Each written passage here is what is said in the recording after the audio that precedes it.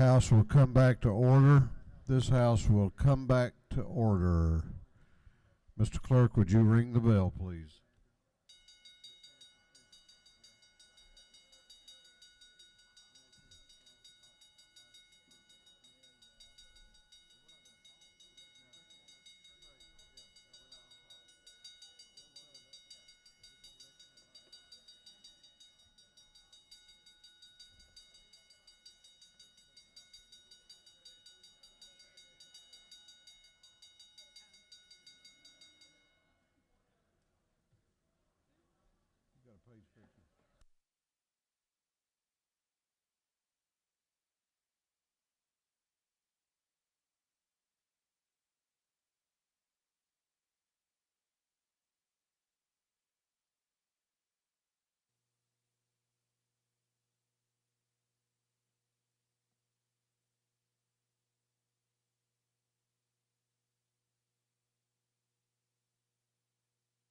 We are going back to the rules calendar from this morning.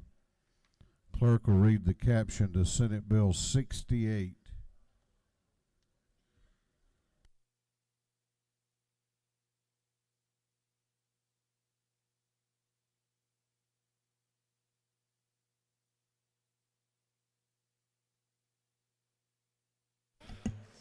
Senate Bill 68 by Senator Sims, the 12th, Wilkinson, the 50th, Parent of the 42nd, Walker, the 20th, and others, be titled an act to amend Title 20 of the Official Code of Georgia annotated relating education so as to strengthen provisions relating to the financial management of local school systems. This bill having referred to the Committee on Education, that committee recommends that this bill do pass by committee substitute.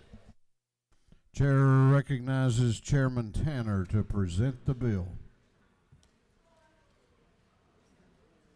Thank you, Mr. Speaker. I'm going to ask the House that they withdraw the Senate Bill 68 that you have and replace it with a rules substitute that should be on your desk, which should be LC 338032.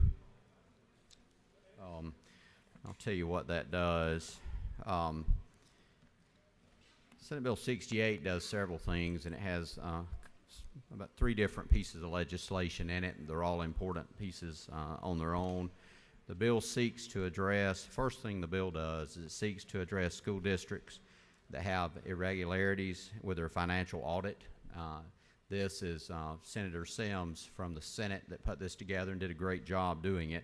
Current law does not provide any incentives or mechanisms to ensure that a school system keeps their finances up to par.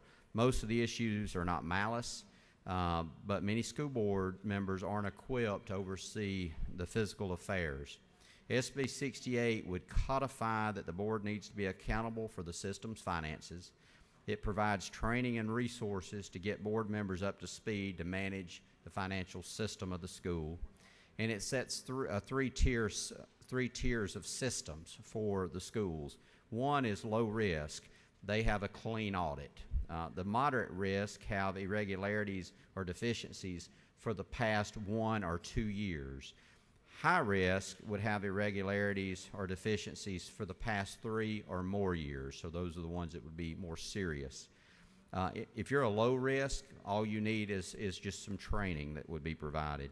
If you're moderate, it would require us to submit a written response concerning the failed audit. High risk is where we actually need intervention. All board members would be required to attend training around financial responsibility. Board would be required to submit a written response. High-risk systems that are trying to renew for a charter system or strategic waiver contract would also have to include a written corrective action with their plan. Senator Sims had obtained the agreement from the School Board Association and from the Department of Audits being in support of this legislation, and I appreciate her work. Second part of this is concerns evaluation appeals for our teachers in our K-12 system. Most of us that's managed employees that have an evaluation system, and I can tell you from my experience managing local government and being a county manager, we had an appeals process in place. So if you gave an employee evaluation, if a supervisor gave an employee an evaluation, and that employee felt like there's something wrong with this is not correct, this is not fair, then there would be a system in place by that government entity or that business to say you can appeal that. You can have someone else take a look at that if you feel like it's unfair. Teachers currently do not have any appeal process. One of the reasons that's so important, because under current law and regulations, if a teacher receives a bad appeal for 2 years in a row, they can actually have their teaching license suspended. So it's very important that there's some mechanism in place. Now, what this legislation does is it allows for that local system to put an appeals process in place, an appeals process that emphasizes a non-burdensome process for all parties with a reasonable timeline and a mechanism to have a fair intervention from a third party if that becomes necessary. So again, being fair to our teachers, especially when the punitive action's fairly great in losing your license to do the job that you've been paid to do or hired to do. The next part of the legislation is around the chief turnaround officer. Those of us who've been in this body for a few years can remember House Bill 338.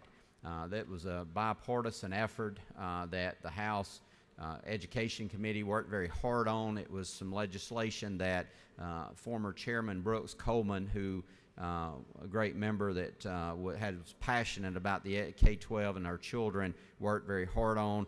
And that resulted in the CTO program. It's up and running and it's working well. We have a good chief turnaround officer, and he's working with our lowest performing schools in the state. During that original debate over House Bill 338, both in committee and even on the floor, there was a lot of conversation around why we made the decision, those of us that authored that bill and those of us on the Education Committee, why we made the decision to put that under the state school board instead of under the state school superintendent, who's an elected official. So many of you will remember those conversations. And the reason for that is we had some concerns and some hesitations about whether or not the state school superintendent's office was equipped to be able to fully engage and to be able to carry out this program in the way that it needed to be carried out. The chief turnaround officer currently is working with 19 of our lowest performing schools in the state. After passage of House Bill 338 a couple of years ago, the Department of Education, the state school superintendent's office, they have taken the plan that we laid out, the plan that this House led on, and said this is how you need to work to reform and to help and to provide wraparound services for those people and children in schools that are struggling. They took that very, very seriously, and they adopted that plan internally into their school performance office, their school improvement office, and they are doing an excellent job working with not only with the 19 schools that our chief turnaround officer is working with, but also all the schools on the low performing list. This legislation in front of you will bring the chief turnaround officer under that turnaround office within the state school superintendent and the Department of Education. The DOE has developed a ranking and tier system, and that's on your desk for all schools, and that handout again should be on your desk. With the passage of this legislation, the CTO and the team will be used as a rapid response team to address our schools in the greatest need, the Tier 4 schools that you find on your desk. They will be on the ground in the school, embedded in the school, working with local school administrators and local teachers to assist and improve that school system. The other members of the school improvement team will continue to work with those schools that fall in the other tiers that also need help. This will provide a one-stop shop from the state to be able to utilize every resource available to the Department of Education to assist all of our schools, and especially all of our schools that are struggling. I've had several questions around the language being removed from the GOSA grants, and I wanted to let you know I have followed back up with the department, and what I had said in committee is correct. The Department of Education has resources, they have grants, they have financial abilities to help these schools, so the CTO and the improvement office will be receiving those funds through the Department of Education, not through GOSA. Again, this governor wants to try to streamline the process so we do not have multiple people trying to go after and do the same thing, and it's important to have everyone working on the same page. This is being done, again, because the CTO falling under DOE and the state school superintendent will allow them to access these funds. The last part of the bill deals with the requirement that local boards offer an opportunity for public comment at their board meetings. This must have this opportunity on the agenda, and it must be at every monthly school board meeting. And there's the ability for someone to sign up, but you cannot require them to do that more than 24 hours before the meeting. The chair of the local board can limit the number of people speaking on an issue, and the local chair can limit the time that people can speak, just like we as chairmen in this House do that, but we do allow for the public to be heard, and that's important for our local school systems also, who spends taxpayer dollars. I want to close by, again, hitting probably the part that I've had the most questions on around this legislation, the turnaround program. I have had multiple meetings with the staff at DOE. I've had multiple meetings with GOSA and other members of the governor's team that works in the Education Policy Advisement Group. I feel very confident that by moving this over, we're going to have an opportunity to see great strides continue. I will tell you that our CTO and our School Improvement Office are receiving recognition from around the country at the work they're doing to help our children. My goal has always been is to provide the best opportunities for every single student in our K-12 system, regardless of what zip code they find themselves in. And I believe this is a positive step to continue the success that we started as a House in House Bill 338. Mr. Speaker, with that, I'll be glad to answer any questions on this legislation. You have a couple of questions. I'll yield. Chair recognizes Chairman Beverly to your left for a question. This gentleman yield. Yes, sir. If you take a look at lines 359 through 364 around the creation of a charter in a charter system, I'm just trying to get some clarity on those lines that were added. And the question is it that a local school system would have to provide a corrective action plan if they're in a high-risk district before they can approve a charter, or that charter automatically go to the state?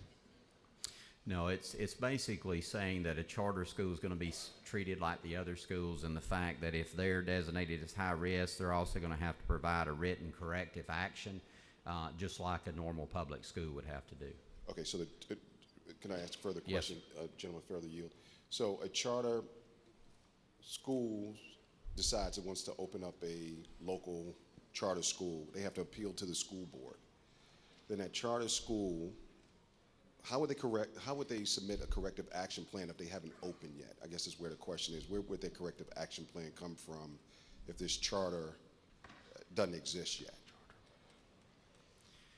It's a charter for a charter system, so if they're a charter system or they still have to provide corrective action. So if that school, whether they're a charter school or whether they're not a charter school, if they're no matter what type of school they are, they're going to have to fall under this, and they're going to have to file a corrective action plan with the state board. With the state board? Correct. Okay. Yes, it's with the state board.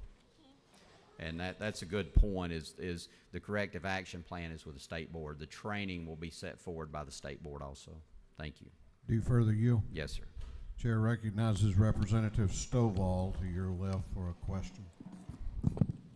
Does the gentleman yield? I told someone earlier to be nice to me. I'm going to especially tell you, yes, I will, but please be nice. I will. Thank you. Is it not true that all the parts of the bill I'm good with, except for the issue with the chief turnaround officer? Yes, I think you have some concerns about moving the turnaround officer over to the superintendent versus keeping it at the state board. Do you further yield? Yes, ma'am. Is it not true that earlier you stated that if that they are the school improvement and the chief turnaround has received accolades for the work that they are doing, and so my issue is, what if they're doing a good job, why mess with it? And the other issue was that those school districts in the rural areas have now become trustworthy of the turnaround efforts that we worked so hard to make possible. that now trying to change it might cause some kind of distrust that the system is not going to continue to work like it should. Yeah, and that's a fair question, and the answer to that is simply that the personnel, the mechanism, the methods, how we're working with the schools doesn't change. What does change is the chain of command within the CTO program. He'll be answering on a day-to-day basis over to the state school superintendent instead of the state board. And one of the issues that a lot of members in the body had with putting out of the state board to start with was the fact that the state board is part-time, they're not elected. The state school superintendent is a full-time position who's elected. The other thing I think, and when I first was approached about doing this, I had concerns like you did. So in investigating and thinking about it and making those contacts, one of the things I quickly realized is under the state school superintendent and the Department of Education, we have a whole lot of departments. We have departments that's working with people on free and reduced. We have departments working with other groups of children in our schools.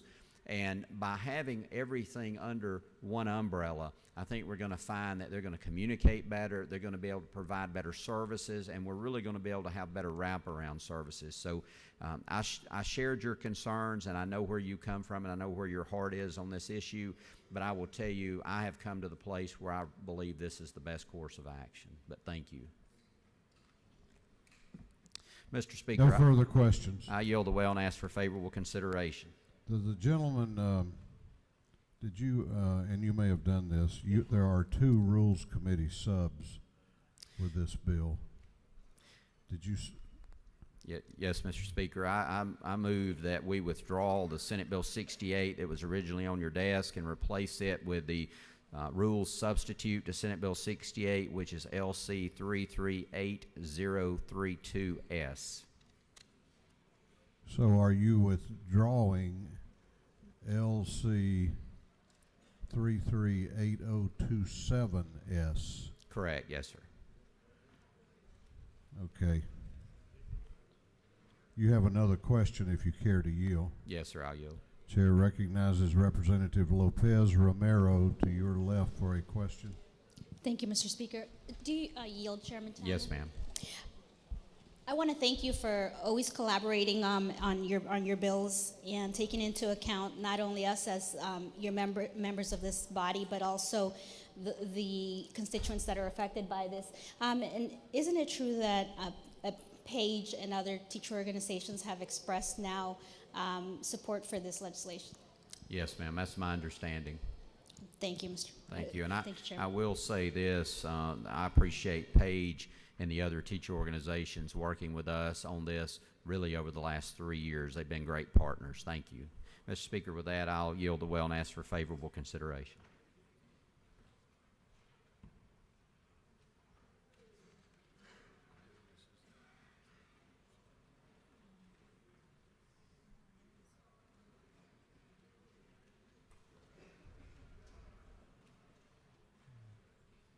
Let's go ahead before, we had another member that wanted to be heard, but is there any objection to, he waives, any objection to withdrawing Rules Committee Substitute LC 338027S?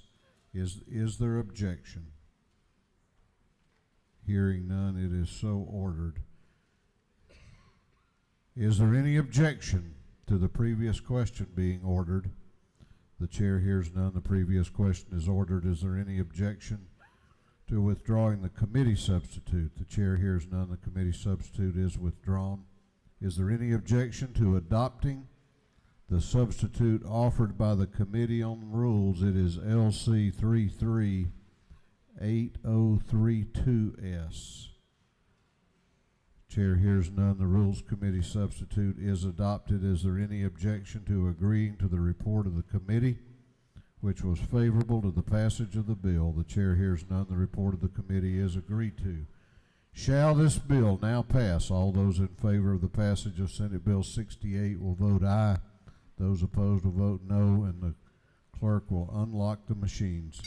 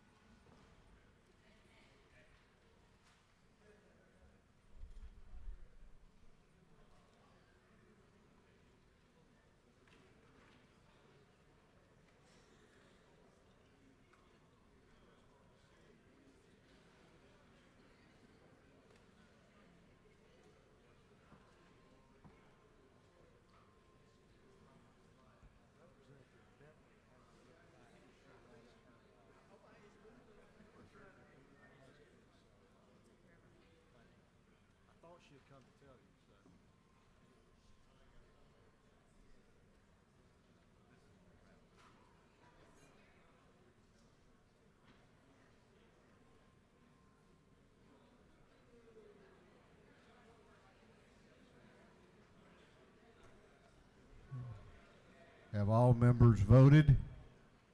Have all members voted? If so, the clerk will lock the machines on the passage of Senate Bill 68. The ayes are 153, the nays are 2. This bill, having received the requisite constitutional majority, is therefore passed. Chair wants to recognize on the floor of the House a former member of this body, served here from, I understand, from 1974 until 1986, former State Representative Paul Bolster.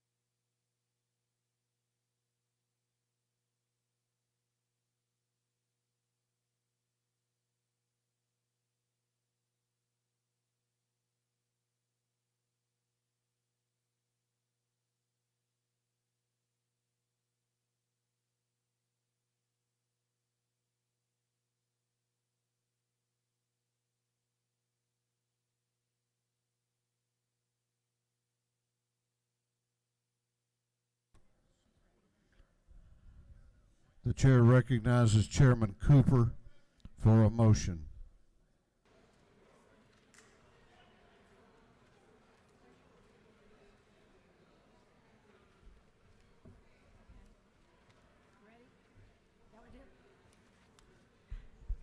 Thank you, Mr. Speaker. I move that the House agree to the Senate amendment to the House Bill 551 as amended by the House. Chairman Cooper has moved that the House agree to the Senate amendment to House Bill 551 as amended by the House. The clerk will read the caption.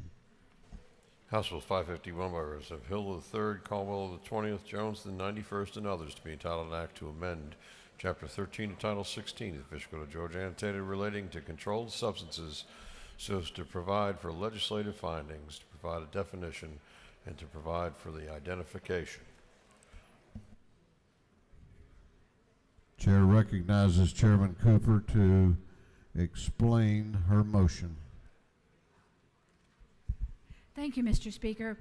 The first part of House 551 is the Kratom bill, which was not changed at all. But several of our boards that govern prescribers in our state have run into a problem.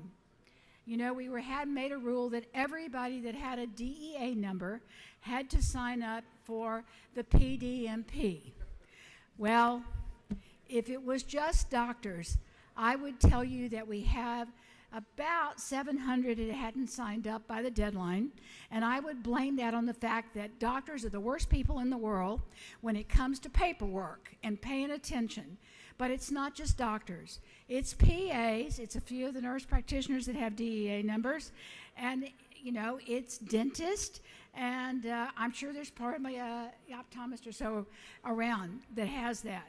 So the board, when it started trying to put on punishments, the only thing it could do was hand out fines and consent orders. And it turns out that consent orders, as they stand now, have to go out on the doctors or the nurse practitioners or PAs permanent record. Records that are normally about patient care and inappropriate reactions with patients, and that the board had no other option. So what this does is give them discretion to find the doctors, to bring them in and really raise hell about why they haven't signed up yet, and to make them sign up before December 31st without it going on their permanent record and keeping them from getting jobs, going and getting fellowships, and basically practicing in the state of Georgia. In fact, some of the insurance companies were beginning to take them off of their list of people available to take care of patients, and hospitals were questioning whether they should still allow them to practice in their hospitals. Mr. Speaker, I'll be glad to answer questions if there are any. You do not have any questions. Thank you. I ask for your favorable vote on 551 as amended. Thank you. Is there any objection to the adoption of the House amendment? The chair hears none, and the House amendment is adopted. On the lady's motion that the House agree to the Senate amendment to House Bill 551 as amended by the House, all those in favor will vote aye, those opposed will vote no, and the clerk will unlock the machines.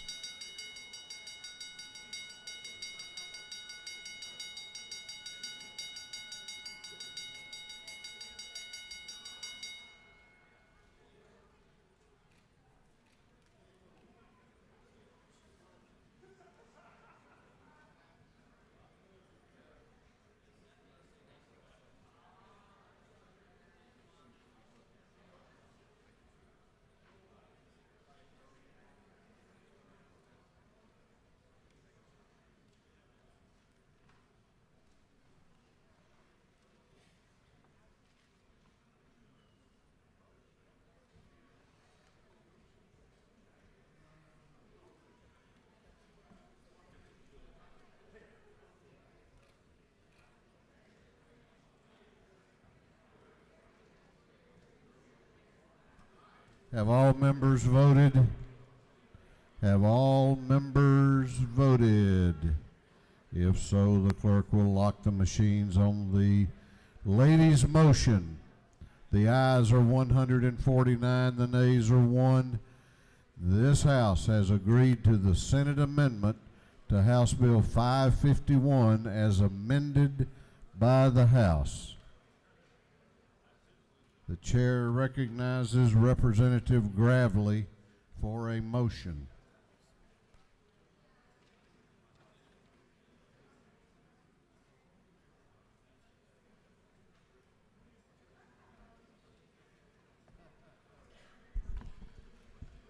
Thank you, Mr. Speaker, members of the House. I move that the House insist and adopt a committee conference on House Bill 324, please.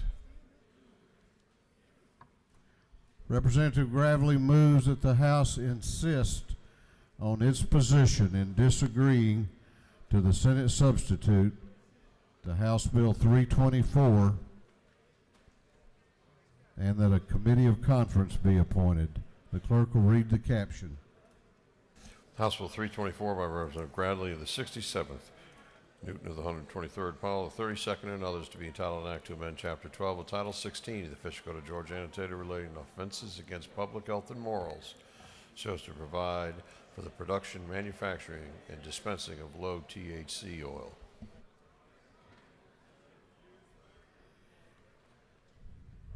Is there any objection to the gentleman's motion? The chair hears none. The House has insisted on its position. The chair appoints as a committee of conference on House Bill 324 Representative Gravely of the 67th, Representative Smyrie of the 135th, and Representative Newton of the 123rd. Chair recognizes Chairman Werkheiser for a motion.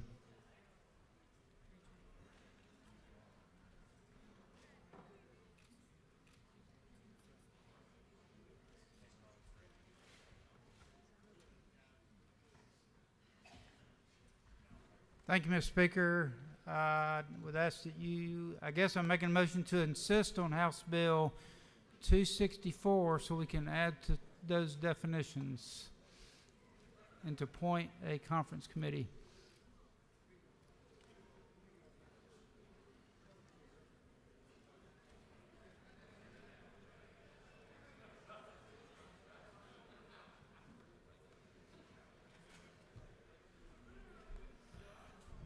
Chairman Werkheiser has moved that the House insist on its position in disagreeing to the Senate substitute to House Bill 264 and that a committee of conference be appointed. The clerk will read the caption.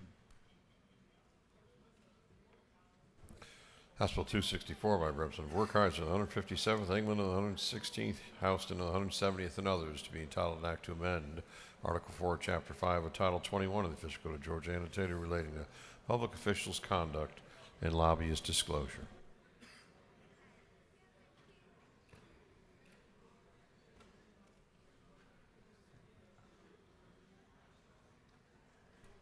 Is there any objection to the gentleman's motion that this House insist on its position and that a committee of conference be appointed? The chair hears none and the House has insisted. The chair appoints as a committee of conference Chairman Werkheiser of the 157th District, Chairman England of the 116th District, and Chairman Cooper of the 43rd District.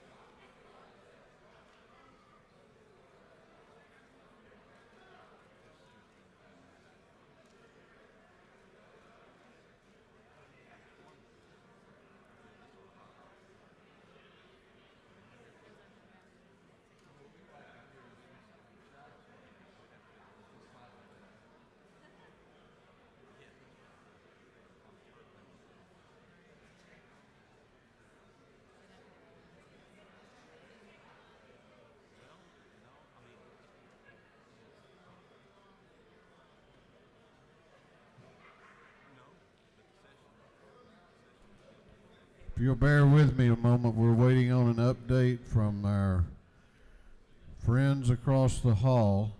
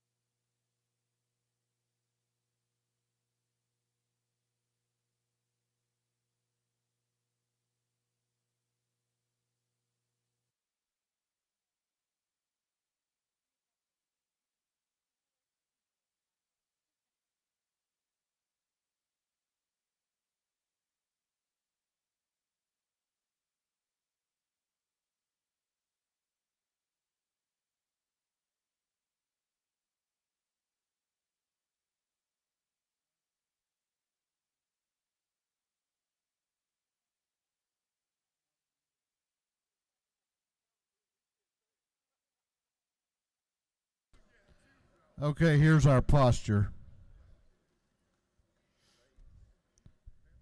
Yesterday, this House passed a measure that I thought was good for all of Georgia, a very measured approach to the issues at Atlanta Hartsfield or at Hartsfield Jackson Airport.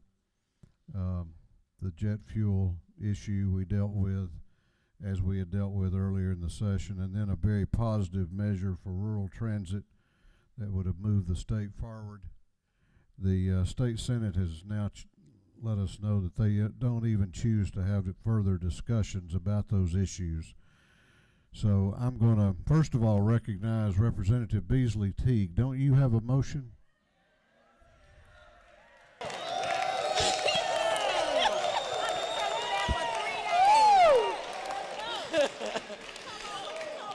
Mr. Speaker, it's time for us to go home. Thank you. I could not agree more. Chair recognizes the majority leader of the House for a motion. They've never applauded for you that much. Wait till you tell them 8 o'clock Tuesday morning. It's tempting, Mr. Speaker, I guarantee you. Mr. Speaker, I move that this House stand adjourned until 10 a.m. Tuesday, April the 2nd, 2019. The majority leader has moved that this House stand adjourned until Tuesday, April the 2nd at 10 a.m. All those in favor of the motion will say aye. Those opposed will say no. The ayes clearly have it. This House will be adjourned until Tuesday, April the 2nd at 10 a.m.